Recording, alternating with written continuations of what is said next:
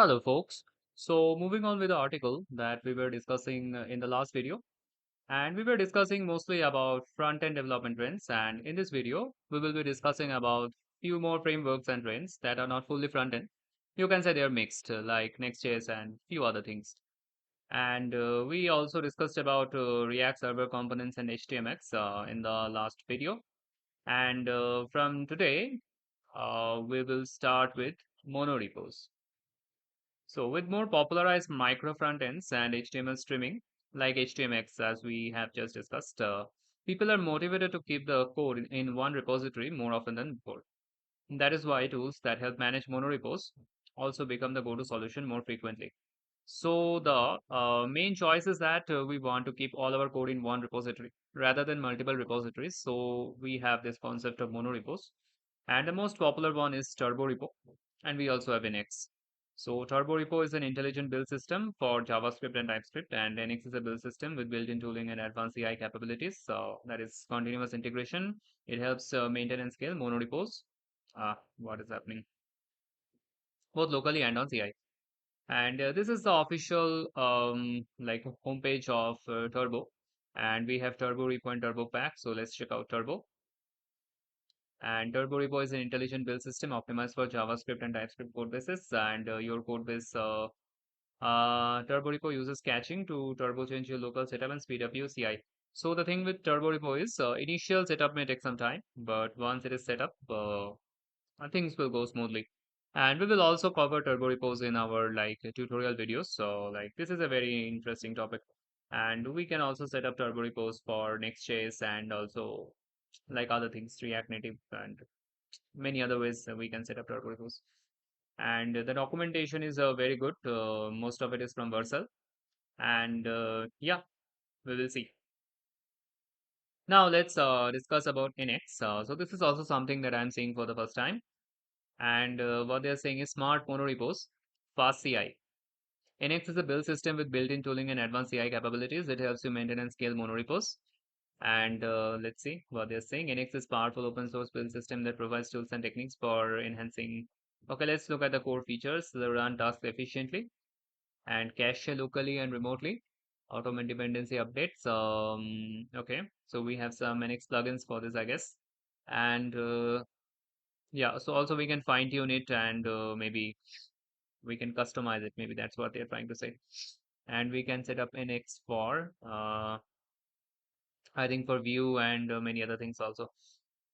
Vue, Angular. I think this is for the other ecosystem apart from React and Next. This is mostly being focused on. So we also have React Native and Next. I don't see Next. And yeah, looks like this is for the stack other than React. But anyway, maybe if required, we will also try to explore this in some other video. But it looks cool as of now. And next, we will discuss about state management. Long-lived Redux is basically dead. At least in the React ecosystem, there are still plenty of Redux projects. I think I'm having some issues with the mouse. But there's most likely older projects. Although Redux patterns are powerful and predictable in large-scale applications, they are also too complicated and require too much boilerplate in small, medium-sized projects. That's why people start to use some more lightweight alternatives. And we have Zustland and Yotai. And we don't have recoil over here, but frankly speaking, among all the state management, I believe recoil is the best. So this is recoil, and I also have a video on this, I guess, building one to-do list as usual with recoil. And maybe you can check that video. I will try to link it in the description below. But let's in this video try to understand about Zastlan and Yotai. And I have seen Zastlan before, although haven't used much. And this is very interesting framework. A small, fast, and scalable bare-bones state management solution using simplified Flux principles has a comfy API based on hooks, isn't boilerplate or opinionated. So this is some sample code. So we have to import create from Zustland, and inside we will create beers or something else maybe. And we can also looks like set some functions related to our set. So we are increasing population by one, and we are also removing everything. So yeah, looks like we can store variables as well as some functions that does some small things. And we have our components and we can also bind our components. So yeah, we can use bear store and we can like basically get the value of bears from there. And similarly, if we have some controls, we can also increase the bear population by a button and by getting this function. So yeah, it's quite cool, I would say. Yeah. And it's also very simple managing states. More simpler than Redux and I would also say require. So yeah, Zasland, depending on how many projects are using, we will try to see if we should be using Zasland for some of our projects or not. And now moving on to the next one, Yotai. And I really love the page for this one. So they're saying Yotai takes an atomic approach to global React state management, builds state by combining atoms, and renders automatically optimized based on atom dependency. So atoms is like something that we also use in Recoil, and looks like Yotai is taking the similar approach. And this solves the extra re-render issue of React context, eliminates the need for memoization, and provides a similar developer experience to signals while maintaining a declarative programming model. So I think these state management libraries, they are definitely making state management a lot more simpler. And I think we are also not having the importance of some of the React hooks like use memo and use callback. Looks like I'm not sure. I still prefer using hooks, but let's see if these libraries are much better. Then maybe we will gradually move to these libraries. Okay. So yeah, this is a beautiful, I would say, beautiful documentation. Very, very unique design, I would say. Personal opinion once again. So Yotai takes an atomic approach to global React state management, builds state by combining atoms and renders automatically optimized based on atom dependency. And yeah, I believe this is something very similar to Recoil once again. We have atoms, and inside atoms, we have our states, like the variables and whatever, and we are changing based on the atoms. And this solves extra render issue of React context. Yeah, we can also use Recoil instead of React context, but how useful is that? Maybe that depends on the context. Eliminates the need for memoization, and okay, it says the same things. So we have to install it like this using npm yarn or pnpm whatever, and then we can import atom. Then we can set up it, and we are also giving it some values. So and okay, these are also values and atom get. So we can get anime from atom and then return anime. Uh, okay. If I check my recoil, it's also similar. So we are creating atoms in some other place, and how we are getting it. I mean, it's definitely similar, but I would say maybe how we are getting it, there could be a little bit difference. And this is how they are using the filter and whatever. Mm, and we have a lot more things like provider, and I think this provider is actually like providing one state to some component where it should not be, something like context once again. And if server-side rendering with a framework such as Next.js or Gatsby, make sure to use at least one provider component at the root. Yeah, so it's like wrapping the whole things, and it is providing the state to every part of the like the DOM tree, not the DOM tree, I mean the component tree, and every component has it. So so yeah, it's like it's basically sending our data to every place, like any other providers or other things that we are using in many other frameworks. So yeah, I would say this is also an interesting approach. And then we will discuss about some very interesting APIs. So the next trend I noticed getting more popular is how network communication is handled.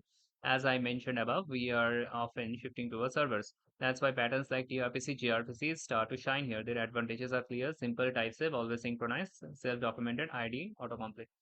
So these things are also like getting very popular, and we have TRPC, and TRPC basically means, I believe, type safe RPC. RPC is remote procedure calls, and GRPC is, I guess, Google remote procedure calls. And these are actually a better way to talk to your servers rather than HTTP request and other things. Yeah, it's kind of like GraphQL, but a different kind of GraphQL. Like it's an alternative to HTTP, you can say. Now, if I click on the quick start, and as you can see here, you have it like you in the server, you are trying to export the app router, and in the front end, you are importing the app router, and whatever you have inside the app router from in the server and in the client, they are type safe. So, for example, I think we are also using Zod for type safety, and this Zod object name is a string. And let's see where we have the name over here. So we have app router client, app router, HTTP batch, and yeah, as you can see, we have name. And here either we have message or we have name. And as you can see, there is an error and they will change it to name.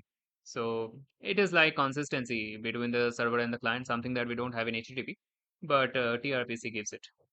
And TRPC combines concepts from REST and GraphQL. Yeah, as I've said, if you're familiar with either, take a look at the key concepts. Let's see what are they. Okay, so what is RPC? What mindset should I adopt? It's just functions. RPC is short for remote procedure call. It is a way of calling functions on one computer, the server, from another computer, the client. With traditional HTTP REST API, you call URL and get a response. With RPC, you call a function and get a response. So what happens is in RPCs, we directly call the function at our backend. We don't really call the URL, and that is also actually better. And that is because in functions we can also get some idea of what are the things we should be passing. Otherwise, let's say we are changing our servers and our client has no idea. Our client has no idea like what we have in the function. So that is, I would say, a better approach. And then we have gRPC. And gRPC is like Google Remote Procedure Call. It is a modern open source high performance remote procedure call framework that can run in any environment. It can efficiently connect services and across data centers with pluggable support, load balancing, tracing, health checking, and authentication. It is also applicable in the last mile of distributed computing to connect devices, mobile applications, browsers, and backend services. And let's try to learn more about it and how they are talking. So I think they have a proto request and proto response, and I feel that is our functions. So we have message person and mm, okay, let's go to core concepts. Okay. So first of all, service definition, like many RPC systems, gRPC is based around the idea of defining a service, specifying methods that can be called remotely with their parameters and return types. By default, gRPC uses protocol buffers as an interface definition language, ideal for describing both the service interface and the structure of payload messages. It is possible to use other alternatives if desired. So we have hello service and RPC say hello, something we have here. And gRPC lets you define what kinds of service methods. So I think there are various kinds, and I think there is a lot of content here. I think I should study GRPC in more detail, and I will make a separate video on this because this is something that even I need to study. Like TRPC, actually, I have used before, but GRPC not so. So this will definitely get a detailed video. After all, these are being used a lot these days. And lastly, we have some static site generators, and the first one is Next.js, and we are all like very much familiar with Next.js, and we also use. So I also have some videos maybe. And here, what we have is we simply have to use npx create next app, and we will have an app, and this is like React only with some, let's say, serverless features. Like we can write some functions, and I mean, yeah, you can check my video on Next.js for making the to-do list app and you will get a better idea about this. But Next.js is awesome. We will make a lot more videos. So let's not talk much about Next.js today. But it's like a React-ish framework, you can say. And lastly, we have Astro. Astro is a web framework for building content-driven websites like blogs, marketing, and e-commerce. Astro is best known for pioneering a new front-end architecture to reduce JavaScript overhead and complexity compared to other frameworks. If you need a website that loads fast and has great SEO, then Astro is for you. And this is Astro. Astro powers the world's fastest websites, client to web apps, and dynamic API endpoints, and everything in between. So get started. Okay, this looks something else. Okay, not installation. Why Astro? Okay, Astro. I think it's same thing. So the features.